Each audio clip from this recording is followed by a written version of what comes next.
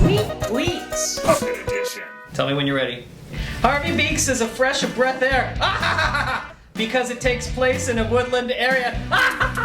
Are you laughing? If you guys were stuck in Bigbark Woods with Harvey and friends, what would you all do? First, we would have to find shelter because it's very dangerous in the open woods. There are many creatures that are harmful and some mushrooms that are poisonous, so be careful, children. It's very dangerous out there. Ah! Thank you for writing awesome episodes of Harvey Beaks and making me hope in Nickelodeon for good shows again.